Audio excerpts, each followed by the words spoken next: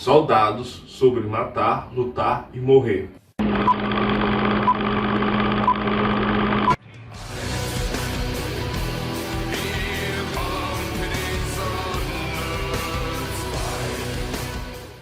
Bem-vindos a mais um vídeo do canal Mergulho na História.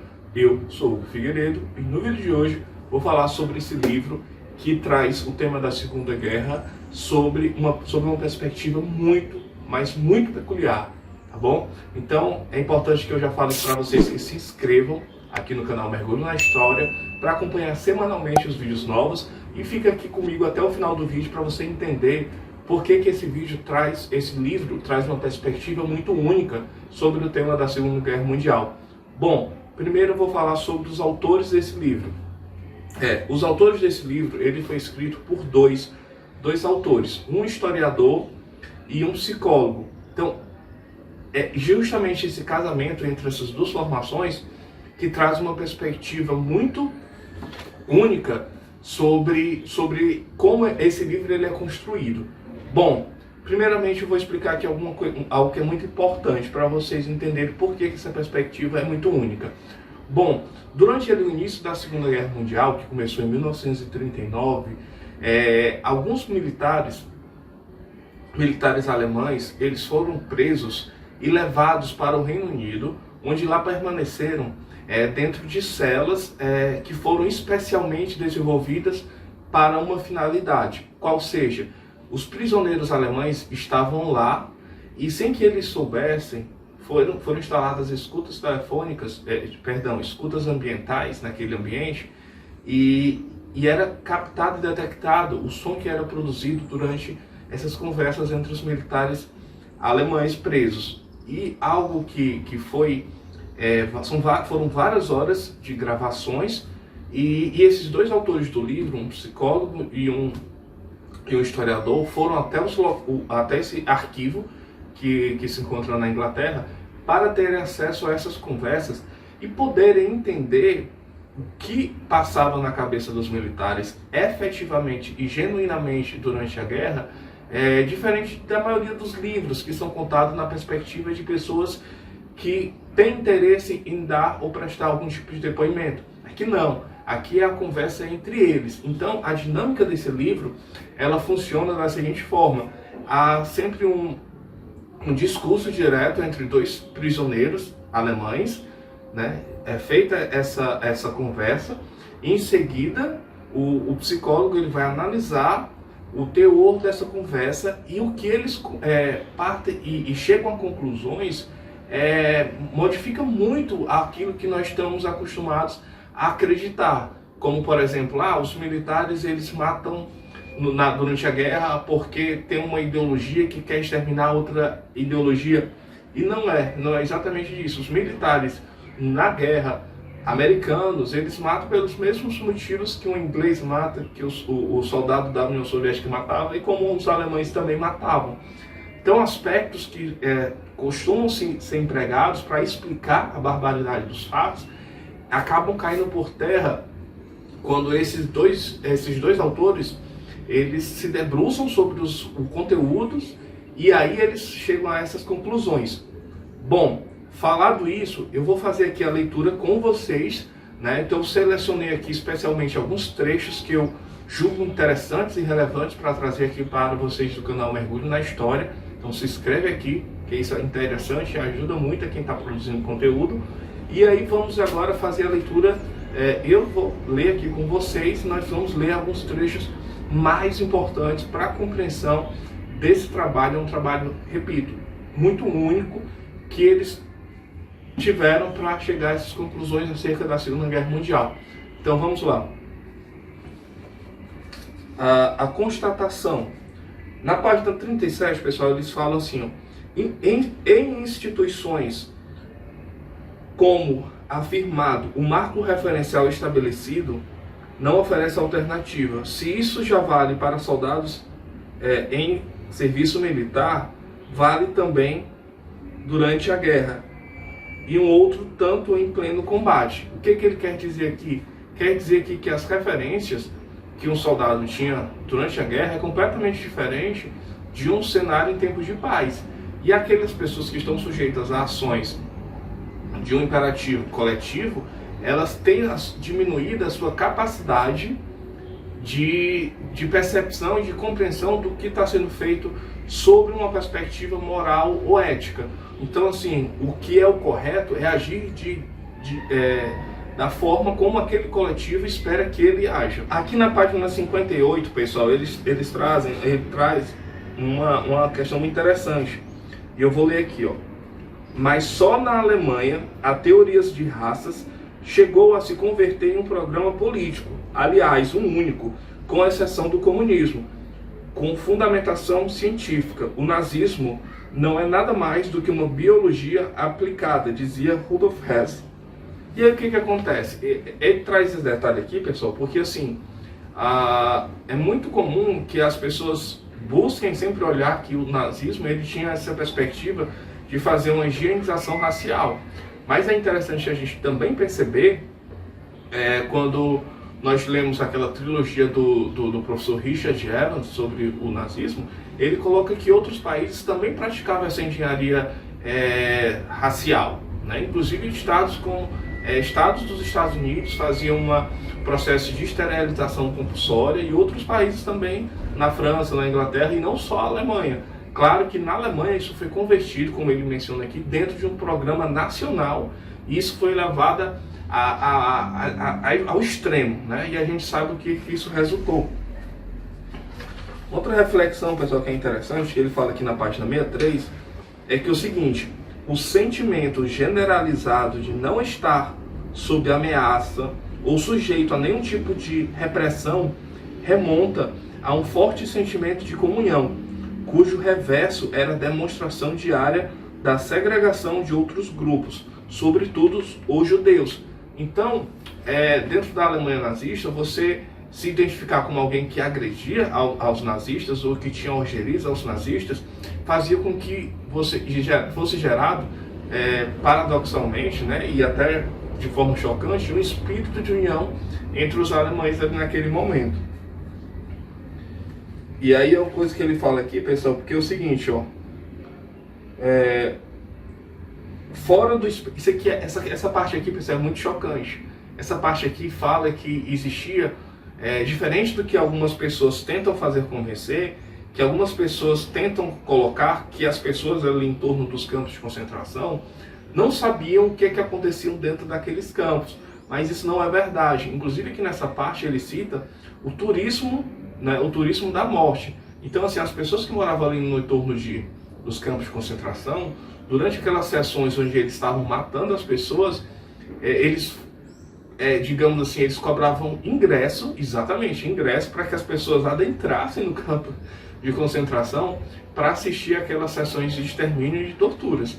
Exatamente isso, as pessoas queriam ver pessoalmente o que estava ocorrendo ali dentro dos campos de concentração. E aqui ele fala: fora do expediente, ou mesmo durante o serviço, vinham alemães de todas as espécies visitar os postos de matança para observar ou tirar fotografias. Exatamente, como falei, as pessoas tinham interesse em assistir às sessões de extermínio pessoalmente com os próprios olhos. Então, essa falácia de que os alemães ali, ou as outras populações em torno dos campos de concentração não sabiam o que estava acontecendo, isso é uma falácia argumentativa, tá bom? Passando aqui para o outro ponto, pessoal, que eu acho interessante, é que, na verdade, que é uma curiosidade, né? Que, tipo assim, devido àquelas, eu acho que vocês já viram aqueles vídeos de várias pessoas mortas em valas comuns, então o cheiro era extremamente desagradável, o odor.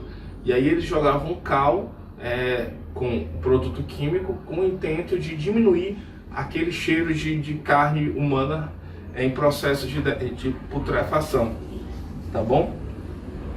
E aqui ele fala muito, pessoal, sobre, na perspectiva de que, assim, os militares do cenário de exceção, que é um cenário de guerra, eles perdem o marco referencial dentro de uma sociedade normal, como normal assim, né, apesar dos pesares, mas assim, dentro de um cenário de guerra não existe o respeito à lei, o respeito à norma, ele já foi perdido. Razão essa pela qual o Estado se encontra em estado de beligerância ou de guerra em relação ao outro. E isso fomenta a transformação de aspectos psicológicos de como o soldado vê a si e principalmente como ele vê ao outro. E aqui o outro inclui ao outro militar ou mesmo civil de um país ocupado. E aí voltemos aqui à página 165. O mais forte indicador da eficácia de um marco referencial é o espanto que uma pessoa sente quando as demais veem as coisas de uma maneira diferente da sua. Tá? E aqui, em seguida, na página 167, ele traz o que é inevitável. Qualquer tema que fale sobre o nazismo em maior profundidade, qualquer livro, ele não tem como fugir de citar Hannah Arendt. Hannah Arendt, já fiz livros dela, resenha de livros dela aqui no canal, a maior pensadora que pensou o nazismo ou qualquer regime totalitário em maior profundidade que até hoje eu tive conhecimento. E aqui ela menciona, né, a Hannah Arendt, sobre a linguagem do nazismo. E aqui ele fala sobre uma reflexão, pessoal, que ele faz aqui, que é o seguinte: os soldados da Marinha viam forçados a julgar a guerra com maior ceticismo, porque lutavam já desde setembro de 39 contra um inimigo naval escancaradamente maior, se referindo à Marinha inglesa. E aí o que acontece? Ele traz esse ponto, e ele traz em outras passagens do livro, que a perspectiva da guerra é completamente diferente onde você está. Então, assim, se você está dentro de um submarino, você vê a guerra ali, quase que você não vê ali as cenas dos combates, porque você está dentro de um submarino. É diferente de um militar que está num exército, na força terrestre. Então, há o combate ali mais próximo com o inimigo. E ainda muito diferente é a perspectiva de um militar que ele está dentro de um avião de guerra. Então, assim, ele tem essa visão, e até ele utiliza essa expressão aqui, como que aquele soldado ele tivesse basicamente dentro de um jogo de videogame, onde o número de pessoas mortas é altíssimo, e para isso ele praticamente aciona ali um comando dentro do seu avião, tá certo? Isso aí vale para todas as forças aéreas, no caso, durante o cenário de uma guerra aérea, digamos assim.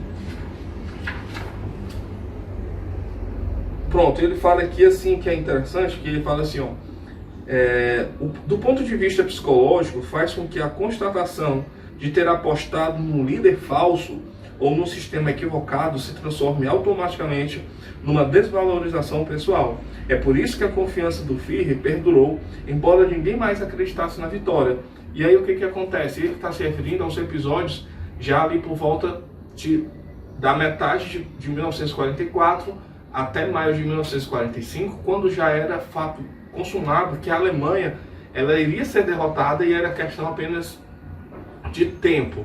E aí o que acontece? Dentro desse processo, as pessoas fanatizadas por acreditarem no líder supremo, que no caso era Adolf Hitler, elas não perdiam a esperança e acreditavam sim que ele era um gênio que estava simplesmente esperando ali uma oportunidade final para reverter o rumo da guerra. E aí, durante aquele momento ali, houve a crença popular que Hitler iria fazer a criação de armas milagrosas que mudariam o rumo e reverteria o cenário de derrota para uma vitória dos alemães. E aí quem fala isso também é o professor Richard Ellens, na sua trilogia, que eu vou trazer aqui para vocês no canal Mergulho na História, em um momento mais oportuno. Fala sobre a questão, aqui na página 299, pessoal, ele fala assim: valentia, obediência e cumprimento dos deveres eram aspectos mais determinantes durante a percepção da ação dos soldados. E aí ele explica muito sobre a questão da importância sobre como o militar ele se comporta dentro de um cenário de guerra. Né? E assim, então ele fala aqui em outras passagens, que não essa, sobre o espírito de engajamento, que seria aquela perspectiva do militar agir de acordo com o que seus pares esperam dele. E aqui na página 332 ele traz uns dados assim, interessantes, que ele fala assim, ó: o Código Penal Militar previa para os casos de covardia diante do inimigo e deserção, foram poucas exceções, a pena de morte, e a Justiça Militar alemã aplicou esse parágrafo com grande fartura. Ao todos foram executados 20 alemães por deserção, ou por fuga, ou por covardia, acusados de covardia, militares alemães.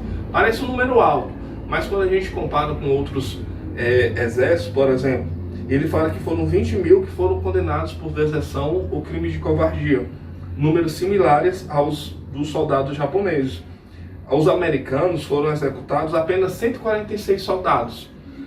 Em contrapartida, a União Soviética matou mais de 150 mil militares do próprio exército sobre a alegativa de que eles estavam praticando crime de covardia.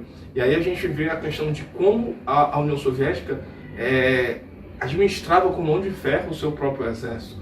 E aí a gente vou fazer aqui em momentos oportunos, falando mais sobre como agia e como se comportava no terreno da Segunda Guerra Mundial o Exército Vermelho, que merece uma sessão de vídeos à parte só para explicar esse ponto, tá bom? E aqui, pessoal, é interessante aqui para a gente finalizar, ele fala sobre, na nossa opinião, o deslocamento do marco referencial no Estado Civil para o Estado de Guerra é fator decisivo. É preciso parar de exagerar no papel da ideologia, que foi aquilo que eu já trouxe para vocês. O militar, durante uma guerra, ele mata porque o outro é seu adversário. Então a guerra, ela passa por um processo de pessoalização. Então quando o adversário mata alguém do seu exército, não matou um soldado, matou um colega seu. E isso gera uma escalada de violência, que eu já falei disso em vídeos específicos aqui no canal Mergulho na História.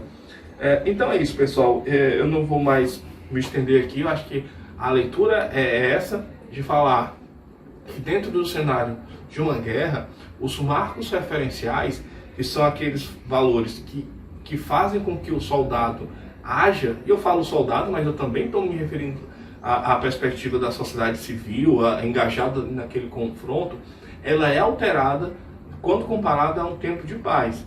E aí a gente pode indicar um livro aqui para vocês, que é do psicanalista, o pai da psicanálise, Freud, onde ele fala sobre a psicologia das massas e a análise do eu. Eu já fiz um vídeo aqui no canal, vou deixar aqui nos cards, caso vocês queiram conhecer um pouco mais. Então é isso, galera. Espero que vocês tenham gostado desse vídeo. Se gostou, deixa seu like. Importante que vocês comentem aqui, perguntem, deem sugestões sobre como vocês querem os vídeos aqui no meu canal. E é isso, pessoal. Muito obrigado e até a próxima. Forte abraço, valeu!